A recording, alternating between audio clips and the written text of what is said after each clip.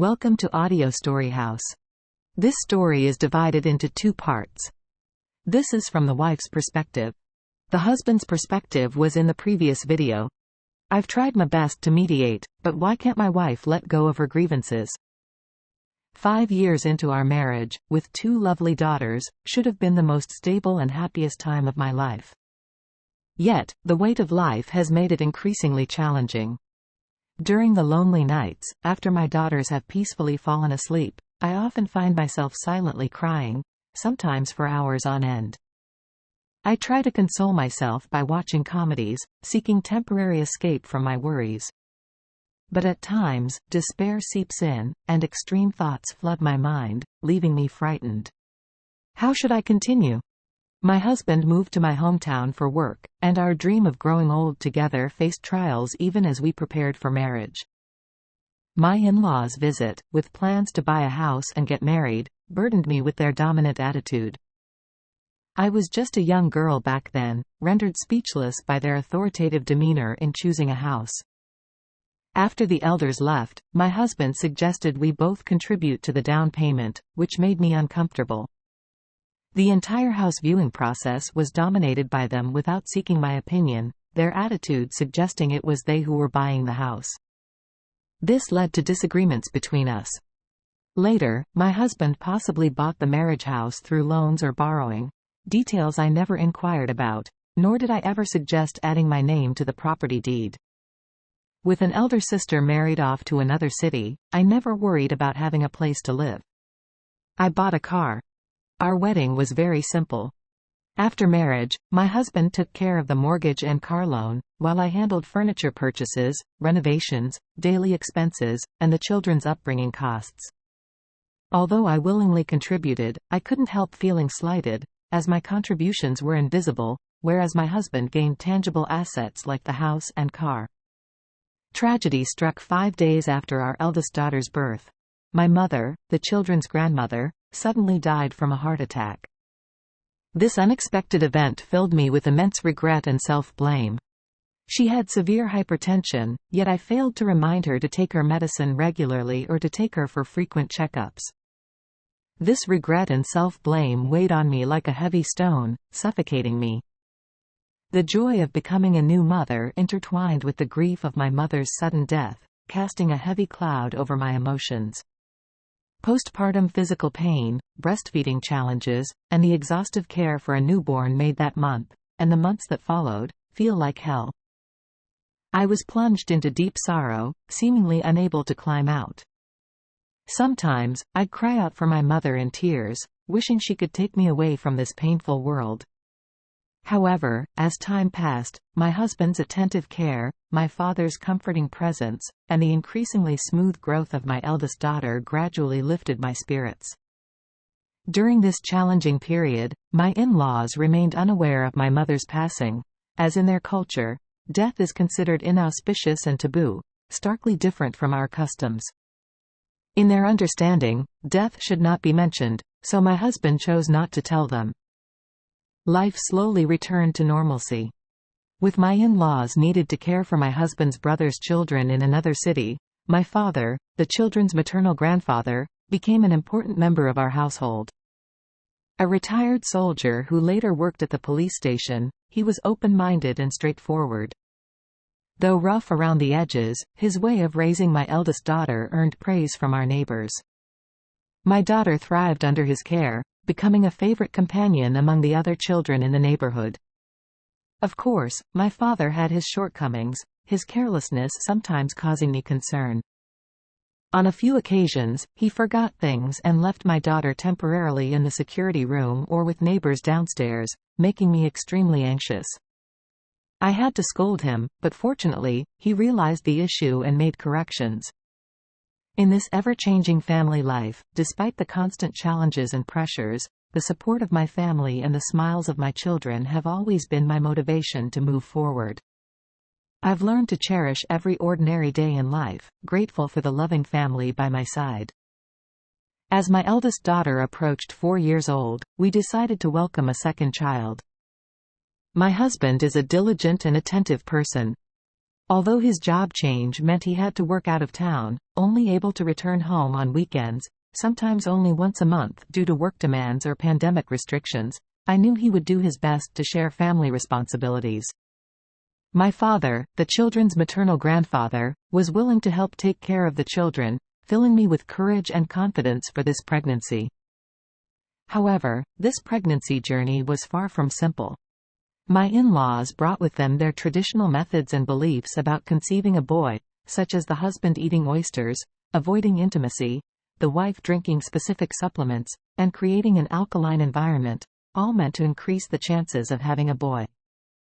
Although my husband and I understood these were merely matters of chance, out of respect for our elders, we complied. The pregnancy was tougher than I expected, with loss of appetite, physical bloating, and complete exhaustion. A month before the due date, my in-laws came to help take care of me, eagerly anticipating the new baby. Despite the discomforts of pregnancy that left me drowsy, I persisted with work during the day and took care of our eldest daughter at night, ensuring she didn't feel neglected. It was utterly draining. Fortunately, the arrival of my in-laws didn't bring new conflicts. When the child was finally born, a healthy and adorable baby girl, not the boy the elders had hoped for, we were all very content and cherished her. During the pandemic, only my husband could accompany me in the hospital, and he took care of us with his usual attentiveness. Despite the painful delivery, I felt mentally much stronger than the first time.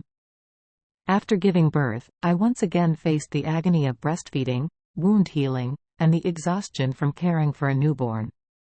The pain of uterine contractions was indescribable. I barely had a tenth of my usual energy, feeling extremely weak. It was at this time that I clashed with my in-laws. The issue stemmed from my nature: I'm not meticulous enough. After pregnancy, I had put on a lot of weight, but my strength and energy were dwindling.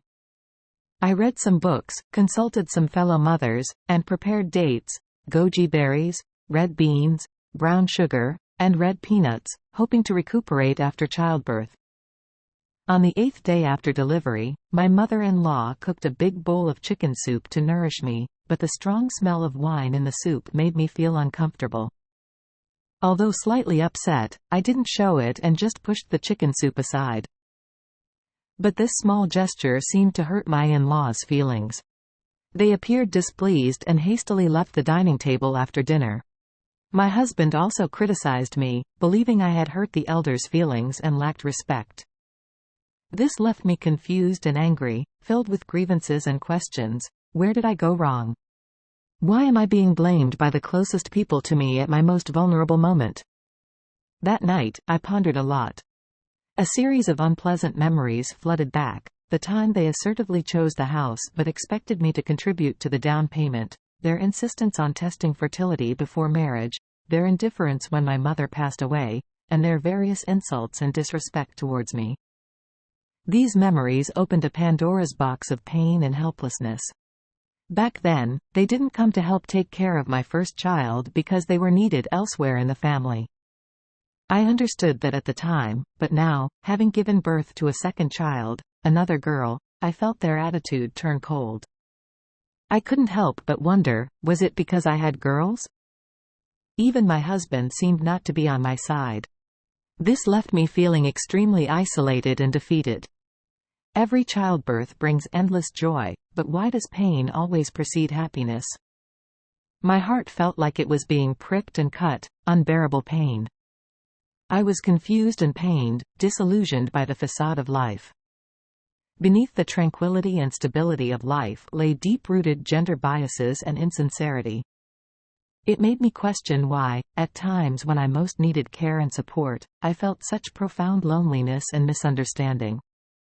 On the 8th day postpartum, I crouched painfully on the toilet in the dead of night, filled with exhaustion and agony. Suddenly, my husband came in, telling me that my in-laws were preparing to leave and asking if I wanted to apologize and ask them to stay. At that moment, my heart was filled with complex emotions.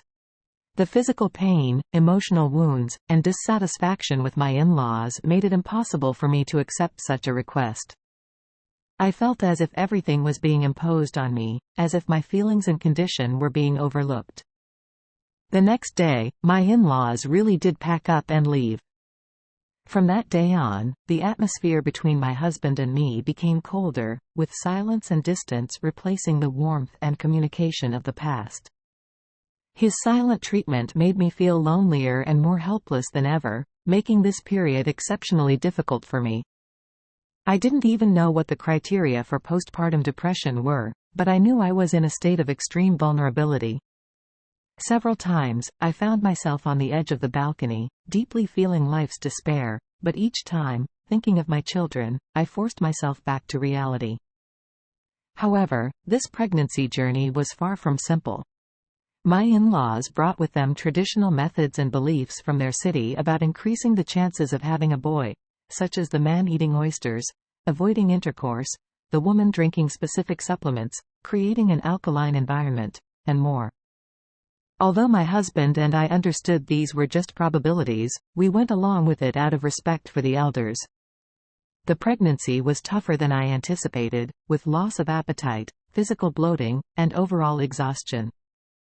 A month before the due date, my in-laws came to help care for me, eagerly anticipating the baby.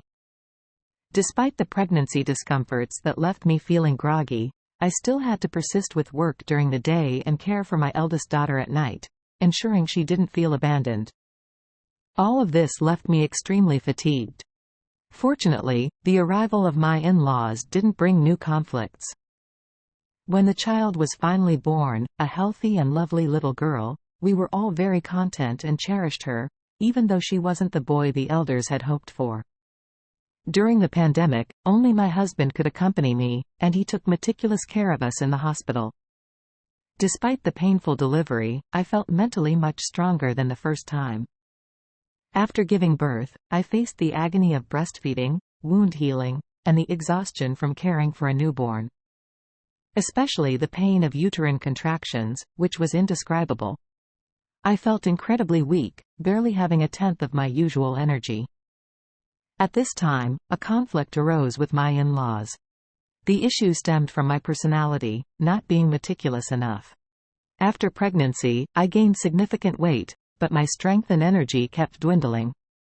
I read some books, consulted some fellow mothers, and prepared dates, goji berries, red beans, brown sugar, and red peanuts, hoping to recuperate postpartum. On the 8th day after my delivery, my mother-in-law made a large bowl of chicken soup to nourish me, but the strong smell of alcohol in the soup made me uncomfortable. Although I was upset, I didn't express it and just pushed the soup away. This small action seemed to upset my in-laws, and they left the dining table quickly after their meal. My husband criticized me, saying that my action had hurt the elders and showed a lack of respect. This left me feeling confused and angry, full of grievances and questions. What did I do wrong? Why, at my most vulnerable moment, even the closest people began to blame me? That night, I pondered a lot. A series of unpleasant memories flooded my mind. The strong arming in choosing a house before our marriage, demanding down payment from me, expecting pregnancy before marriage to test fertility, their indifference when my mother died, and various humiliations and disrespect towards me. These memories opened Pandora's box, filling me with immense pain and helplessness. At that time, they didn't come to help care for my first child because they were needed by another family. I could understand that, but now, having given birth to a second child, another girl, I felt their attitude turn cold. I couldn't help but wonder, was it because I gave birth to a girl? Even my husband seemed not to stand by me. This left me feeling extremely isolated and frustrated. With every childbirth, endless happiness was accompanied, but why did pain always precede happiness? My heart felt as if it was being pricked and cut, unbearable pain. I was confused and pained, disappointed by the facade of life. Beneath the bland stability of life lay deep-seated gender biases and insincerity. This made me wonder, why, at a time when I should be receiving care and support, did I feel such profound loneliness and misunderstanding? In this family story, the protagonist's inner world is like a complex tapestry, filled with emotional entanglements and life reflections. Her experiences resonate with the challenges and pains one might face in family life, as well as the longing for understanding and support. On the 8th day postpartum, I crouched on the toilet in the dead of night, overwhelmed with exhaustion and pain. Suddenly, my husband came in, telling me that my in-laws were preparing to leave and asked if I wanted to apologize and ask them to stay.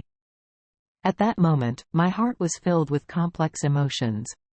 Physical pain, emotional wounds, and dissatisfaction with my in-laws made it hard for me to accept such a request. Everything felt imposed on me, as if my feelings and condition were being overlooked. The next day, my in-laws indeed packed up and left. From that day on, the atmosphere between my husband and me grew colder, with silence and distance replacing the warmth and communication of the past. His Cold War left me feeling lonelier and more helpless than ever before, an exceptionally tough time for me. I didn't even know the standards for postpartum depression, but I knew I was in a state of extreme vulnerability. Several times I found myself on the edge of the balcony, deeply feeling life's despair, but each time, thinking of my children forced me back to reality. Life didn't get any easier with the departure of my in-laws. On the contrary, I had to take care of 2 children almost single-handedly, using up the last bit of my strength. Although my father helped with cooking and taking the kids, most of the responsibility still fell on my shoulders. I had to take on all the family responsibilities while also dealing with the tension between my husband and me. Time passed slowly until my husband finally broke the silence and started communicating with me when our younger daughter was 3 months old. With the Spring Festival approaching, he made a demand. I must return to his family for the new year and apologize to my in-laws. Only then they would come back to help take care of the children. If I couldn't do that, we would resign from our jobs to take care of the children ourselves, like his brother and sister-in-law, no longer relying on either side's parents. At this crossroads, my feelings were extremely complicated. Every year, I would return to my husband's home for the new year, even in the year my mother died, leaving my father alone during the Spring Festival. This guilt and sense of responsibility weighed heavily on me. Now, faced with my husband's ultimatum, I struggled and was confused. On one hand, I didn't want to give in to such unfair demands. On the other hand, I deeply understood the importance of family and children. My mind was in turmoil, uncertain of what to choose or what the future might bring. In that moment, my heart felt heavily struck. I had to compromise because I understood that my job was the foundation of my life, the assurance for raising my 2 children. Deep inside, I felt immense injustice and confusion. At that moment, my deepest longing was for memories of my late mother. If she were still here, perhaps I could find some psychological support, have more courage and hope to face these challenges. On the night I crouched on the toilet, tears blurred my vision, and I couldn't help but call out my mother's name. In this fragile moment, I questioned everything about myself, feeling utterly defeated. My cries broke the silence of the house, and the cold sarcasm of my husband and the worry of my eldest daughter pained me even more. Holding my eldest daughter, I found a sliver of sanity. Yes, I no longer had my mother, but I still had my father, and it was my responsibility not to worry him. Faced with these family conflicts, I chose to yield for the harmony of the family, for the happiness of my children. In late April, I brought my in-laws back. My maternity leave ended, and I had to return to my job. Despite the complications brought by the pandemic, with my husband unable to come home often, I still tried my best to balance work and family responsibilities. I strived to adapt to the lifestyle of my in-laws, ensuring they felt comfortable and respected in my home every day. I kept busy like a spinning top, taking care of 2 children and my in-laws in addition to work. I brought a breast pump to the workplace, making sure that even amidst the busy work, I could prepare enough milk for my younger daughter. Life seemed to return to its bland and stable routine, but after colleagues learned about my family situation, they couldn't help but remark how I was bearing the burden of caring for 3 elders and 2 children alone. My in-laws have a large family: 6 children, 4 granddaughters, 1 grandson, 4 step-grandchildren, and 1 step-granddaughter. In such a large family, they always seem to find more reliance and choices. Even after falling out with my sister-in-law, they could easily move to the small house next door to continue taking care of their grandson, seemingly unaffected by life's turmoil. In contrast, my family seems particularly thin. Since my mother's death, my father could only rely on me. His pension was almost entirely used to support our purchase of a school district house, and this year, my only uncle also passed away. With fewer and fewer family members, we can only rely on each other more closely. However, because of the burdens of childbirth, work, and taking care of the family, I hardly have more energy to comfort and understand my father's inner world. In such a situation, the discontent and nitpicking of my in-laws seem particularly jarring. They are amidst happiness but do not seem like happy people, fussing over details that should not affect the overall picture of life. Meanwhile, my father and I struggle for survival, and what they have already pursued is the quality and detail of life, hoping for everything to be as they wish. In this family made up of 1 woman, 1 elderly man, and 2 children, the path ahead is unclear. As a mother, I understand my responsibility is heavy and long, and my path must be steadfast and strong. I hope for a better future for my children, but at this moment, my heart feels like a tightrope walker, carefully balancing each step, afraid of any mistake. This is my story, a tale of a woman, a mother, enduring and persevering through life's challenges, seeking a balance between her responsibilities and her own emotions, hoping for a brighter future for her family amidst the complexities of life.